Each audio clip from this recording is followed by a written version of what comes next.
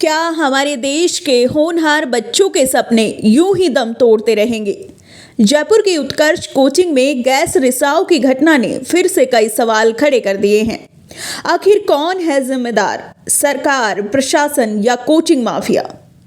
दरअसल रविवार शाम जयपुर की उत्कर्ष कोचिंग में सीवरेज लाइन से उठी बदबू ने 10 छात्रों की तबीयत बिगाड़ दी। अजीब बदबू के कारण कई छात्र बेहोश हो गए। प्रबंधन ने एम्बुलेंस बुलवाई, लेकिन सवाल ये है कि इस बदबू के लिए पहले से कोई इंतजाम क्यों नहीं थे।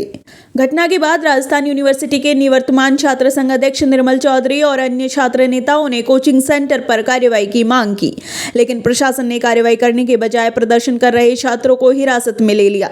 क्या यही है हमारी सरकार और प्रशासन की संवेदनशीलता? घटना के बाद नगर निगम की टीम जांच के लिए पहुंची। प्रारंभिक जांच में बताया गया कि गैस रिसाव पीजी हॉस्टल की सीवरेज लाइन से हुआ, लेकिन कोचिंग प्रबंधन की लापरवाही साफ झलकती है।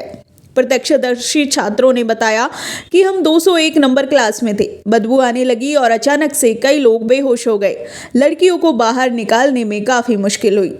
ये आज सड़क पे इसलिए बैठे हैं कि जो ये घटना इन मेरे भाइयों और बहनों के साथ घटी है, वो इनमें से किसी भी युवा साथी के साथ और हमारे गांव के छोटे गांव के जो बच्चे आते हैं उन किसी और के साथ ये घटना नहीं घटे। इसलिए हम लोग ये लड़ाई आज ये सड़क पे बैठ के लड़ रहे हैं। हम प्रशासन से ये उम्मीद करते हैं कि आप लोग आज हमें लिखित के अंदर ये गारंटी दे के जाओ कि इसका आप समाधान करोगे। और जिन जिन कोचिंगों के अंदर ये हालात है जहां किसी भी समय दुर्घटना घट सकती है और वहां कोई भी साधन उन लोगों के पास नहीं है या जो नियमों में नहीं आते हैं उनके खिलाफ आप कार्रवाई करोगे। ये नहीं है कि 2 दिन पानी भरा तो आपने बंद कर दी और 2 दिन बाद में पैसे लेके आप लोगों ने वापस खोल दी। कम से कम भ्रष्टाचार इस लेवल पे तो मत करो। आप लोग भी पढ़ लिख के आए हो। यदि आप लोग पढ़ते लिखते मर जाते तो आज ये कहां से सरकारी नौकरियां करते और कहां से आप अफसर बनते। आज मेरे को यहाँ स्टूडेंट्स ने फोन किया कि अपने कई भाइयों के साथ मौत जैसी हालात यहाँ हो रखी है, मौत और जीवन से लड़ाई लड़ रहे।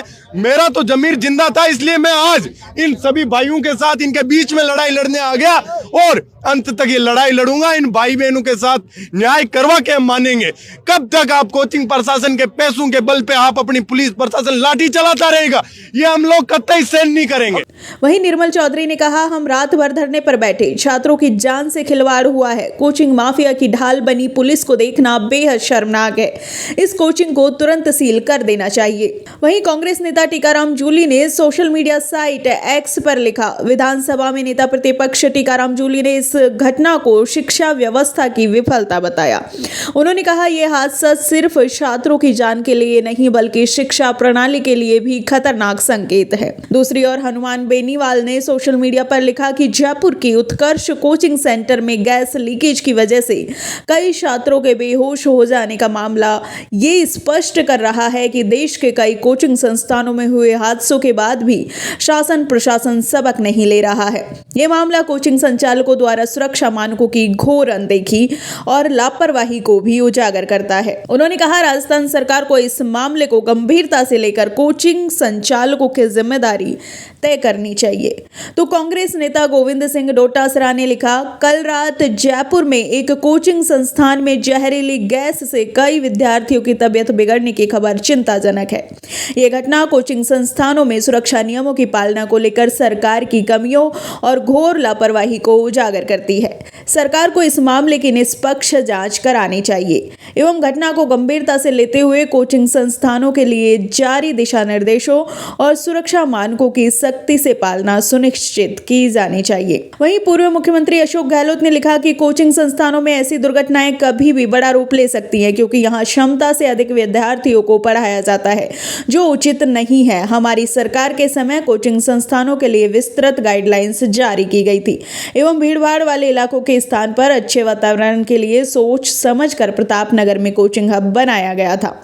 लेकिन आपको बता दें, ये वही कोचिंग संस्थान है जिसको गहलोत सरकार ने अनुप्रति योजना में अधिकृत किया था। गरीब बच्चों को मजबूर किया गया इसमें पढ़ने के लिए ताकि छात्रवृत्ति का फायदा उठाया जा सके। तो सरकारें चाहे कांग्रेस की हो या बीजेपी, दोनों एक ही थाली के चट्टे बट्टे हैं। वहीं इस मामले में पुलिस का भी बयान सामने आया है। और उसके बाद तुरंत हम पुलिस मौके पे गए थे, वहाँ मौका मुआयना भी किया था।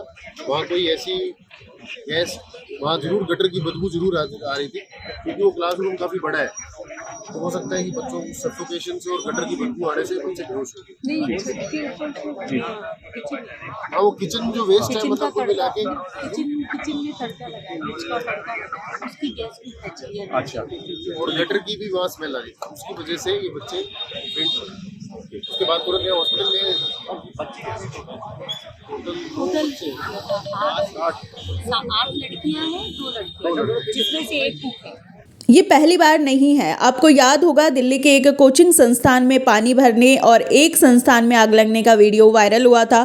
साथ ही कोचिंग छात्र की करंट से मौत हो जाती है। कोचिंग में चारों तरफ तारों का ऐसा जंजाल। मालूम हो दिल्ली के मुखर्जी नगर में कोचिंग के बेसमेंट में पानी भरने से छात्रों की जान चली गई थी उस वक्त, लेकिन दोषियों पर कोई सख्त कार्रवाई नहीं हुई थी। ये रसूखदार कोचिंग मालिक हर बार बच निकलते हैं। गाँव से आए ये बच्चे, जिनके माता पिता उम्मीदों का संसार लेकर इन्हें शहर भेजते हैं, उनकी मेहनत और सपने कोचिंग संस्थानों की लापरवाही के चलते तबाह हो जाते हैं। भारत में कोचिंग का बाजार 58,000 करोड़ रुपए का है, लेकिन नियमों का पालन सिर्फ कागजों तक सीमित है। कोचिंग संस्थानों के पास फायर सेफ्टी, सीवरेज सिस्टम और इमरजेंसी प्लान की भारी कमी है। आखिर कब तक ये घटनाएं दोहराई जाएंगी? सरकार, प्रशासन और कोचिंग मालिक कब जागेंगे? क्या हम अपने बच्चों को इन संस्थानों के भरोसे छोड़ते रहेंगे, जहां शिक्षा के नाम पर सिर्फ पैसे छापे जाते हैं? ये समय है जब जनता इन रसूखदारों को जवाबदेह बनाए। ये खबर सिर्फ एक घटना नहीं है, ये सिस्टम की गहरी खामियों की कहानी है। जिम्मेदारी तय होनी चाहिए, क्योंकि अगली बार ये किसी और का बच्चा हो सकता है। Bureau report, NSE 9 news, Jaipur.